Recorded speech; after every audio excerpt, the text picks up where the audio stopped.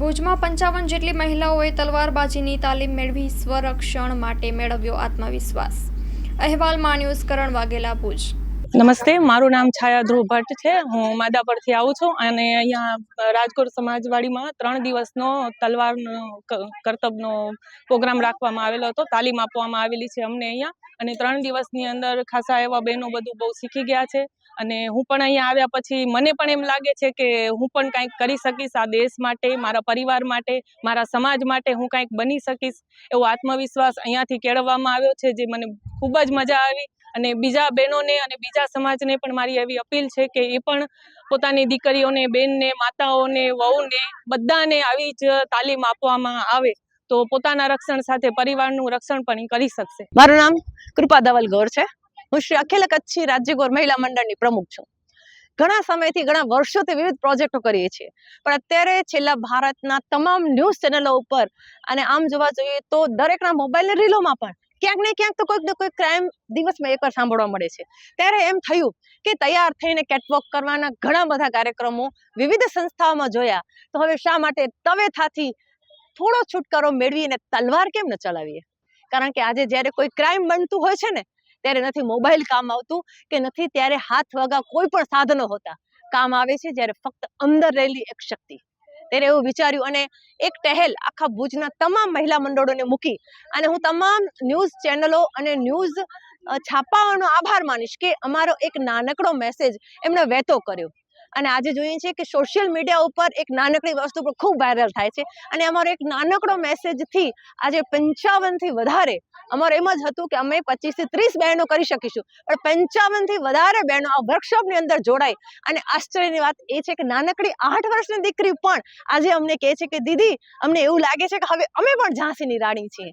આ આખા વર્કશોપનું આ અમારા માટે એક સૌથી મોટું સફળતા છે કે આજે દીકરીઓ પોતાના પગભર થવા માટે એમ વિચારે છે કે ના, ખાલી મેકઅપ ને લિપસ્ટિક કરીને નીકળવાનું નથી, પણ મેકઅપ ને લિપસ્ટિકની પાછળ કોઈ પણ નરાધમ અમારી સામે આંખ ઉપાડીને જોશે ને તો અમારે ખુદની રક્ષા કરવા માટે પપ્પા, ભાઈ કે પતિને નહીં બોલાવવું પડે, અમે જાતે અમારી રક્ષા કરીશું। મારું નામ ગોહિલ જ્યોતિ છે।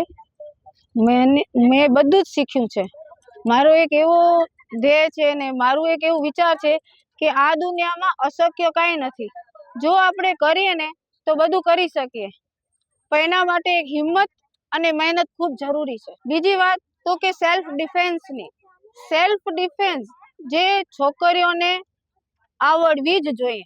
બહારના દેશમાં આપણે જઈએ છીએ તો છોકરીઓ કોઈ નબળી નથી હોતી, પણ આપણા કચ્છ જેવા વિસ્તારમાં અમુક જગ્યાએ ગામડાઓમાં છોકરીઓ બહાર નીકળવા માટે પણ બહુ જ બીતી હોય છે અને એટલું ઓલું હોય છે કે એના સાથે કોઈ પણ બનાવ બની ગયો હશે ને તો પણ એ કોઈને કહેશે નહીં।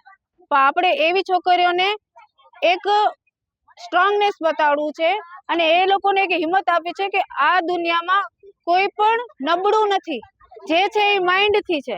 જો આપણે માઇન્ડથી સ્ટ્રોંગ બનશું અને આપણે એમ ઈચ્છશું ને કે આ થઈ જ જશે તો એ સક્ષમ થઈ જ જશે। આજે આપણે તલવાર ઉપાડવી એ કઈ નાની વસ્તુ નથી। તલવાર ઉપાડ્યા પછીનો જે જોશ આપણામાં આવી જાય એ ઓટોમેટિકલી આપણામાં આવી જાય છે અને તલવાર જેને કોઈ દિવસ નથી ચલાવી એ લોકોએ આજે એટલી સરસ તલવાર ચલાવી છે કે એ હવે એમ જ કહેશે કે મને તો તલવાર ચલાવતા આવડે છે, પણ એના પછી એનામાં એવી તો શક્તિ પણ એવી આવી જશે કે જેના દ્વારા એ પોતાની જે નબળાઈ છે ને એ 50% દૂર થઈ ગઈ હશે। એટલે એ સક્ષમ છે હવે કે ગમે ત્યાં જશે તો એને કોઈની જરૂર પડશે નહીં, એટલી પોતાની રીતે મજબૂત બની જશે।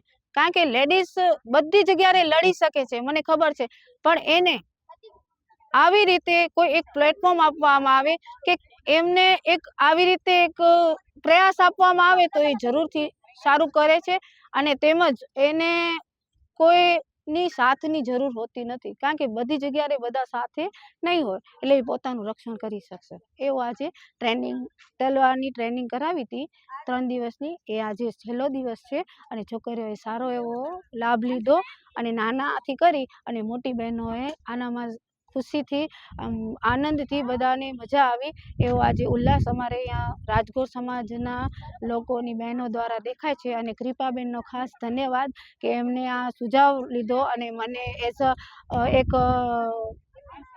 એક ઉમ્મીદ, એક પ્રયાસ કરવા આપ્યો કે બેન તમે આના માટે સક્ષમ છો તો તમે દીકરીઓને એક ટ્રેનિંગ આપો જેથી દીકરીઓ સ્ટ્રોંગ બને.